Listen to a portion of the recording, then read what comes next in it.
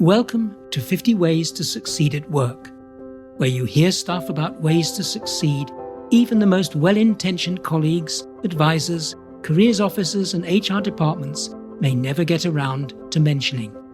Episode 15, Tame the Beast. Be smart and master your anger and impatience. Collier discovers his favourite chair has been moved elsewhere. It's the third time this week. Each time he retrieves it, his anger quotient increases. This time, though, he explodes. He can't control himself and starts ranting loudly. Those inconsiderate idiots, those selfish creeps, those complete blast.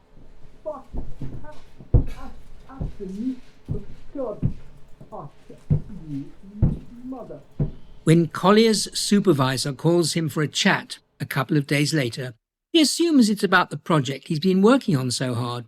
What he hears instead shocks him. Coyle, you upset quite a lot of people the other day. What do you mean? Who? When? Well, you did. Is all that shouting and swearing really about a missing chair, or have I got that wrong? Yeah, some idiots keep moving my chair, which I need for my dodgy back. They did it 3 days running and I spent ages tracking it down each time. Well, swearing isn't doing you any good, Coyle. In fact, I think it's beginning to harm your career. People see you as out of control and unable to manage your emotions. We really need to think about doing something about this. I'm really glad you suggested it, actually. I want you to attend an anger management course, and this is non-negotiable. When Collier returns from his course, he again meets his supervisor. Well, how'd it go? I realise now what I need to do.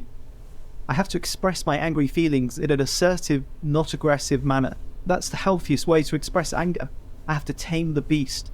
I've started practicing calming techniques, including breathing and meditation. And what about your wandering chair? Any solutions? Well, rather than wait for it to go AWOL again, I've worked up a strategy to deal with the chair borrowers. I realise they don't understand that my particular chair is important for my back problems.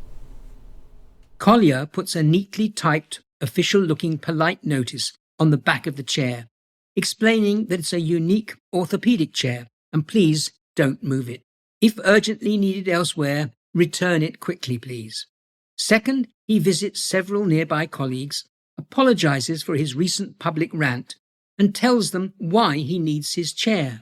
He asks for their help in stopping it being moved. Most are sympathetic and agree to watch out for anyone wanting to move his chair. Finally, Collier attaches a short, discreet rope from the chair's base and links it to his desk. When Collier is later promoted, he takes his precious chair with him, without another incident of chair wandering. Now let's relate Collier's story with the 3 main questions people have about anger and impatience at work. First of all, I know I should master my impatience at work, but how do I do that? Secondly, when I get angry at work, are there any questions I should focus on? And thirdly, some people tell me to vent my anger by smashing old televisions, hitting a punching bag, or running a marathon. Is this a sensible strategy? So let's look at, I know I should master my impatience at work, but how do I do that? In many ways, it's an entirely healthy reaction. What matters is what you do with that anger.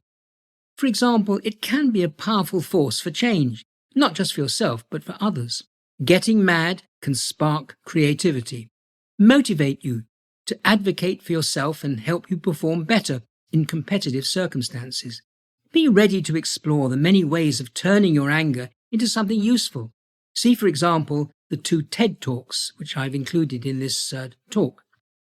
Longer-term success depends on learning to communicate strong emotions safely. Acknowledging them can boost your emotional intelligence and motivate you to focus more on sorting current problems. Also, naming how you feel can be liberating. I feel angry about this. I'm upset about this situation. I feel uneasy about what you have said. This approach can channel your frustration and help you to get what you want. What is your self-image when you get angry? How do you look, feel, and sound? Do you like that picture of yourself? Try imagining overseeing your anger in a calm, positive way.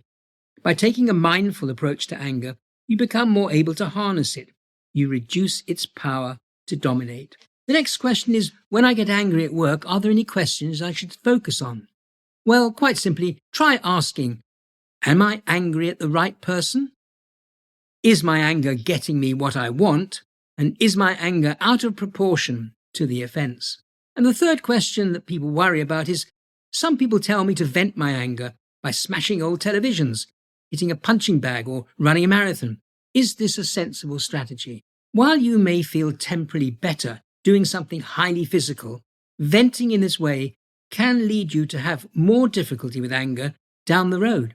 Distraction therapy, such as breaking things up, can cause irritation and cause your anger to increase rather than diminish. Rather than venting, choose more effective strategies to cope with your frustrations. For instance, take a break, exercise and go for a brisk walk. You could also consider anger management through anger management therapy, such as the one Collier attended.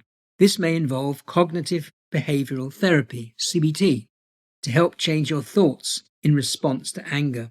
One of the best ways of confronting anger is to write down your feelings in a journal or personal blog. Rather than simply ruminating over negative emotions, use this to think of positive steps that you can take to solve the problem. So, what action am I proposing? First, accept the anger or impatient feeling as natural and allow yourself to feel it. Make a list of what triggers your impatience and use this to refocus. Model patience for others so that problems are openly discussed without releasing the anger beast. And my takeaway from all of this? Everybody can get cross, impatient, or worse at work. Don't fight it. Instead, learn some basic techniques for dealing with anger constructively. You've been listening to an episode of Andrew's 50 Ways to Succeed at Work. For more episodes, subscribe free to my regular weekly podcasts.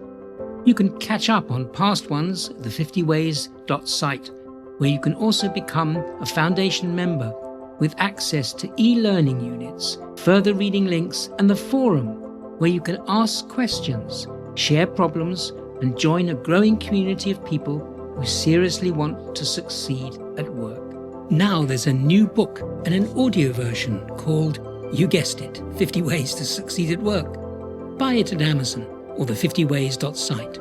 Unmissable. Thanks for listening, and bye for now until next week.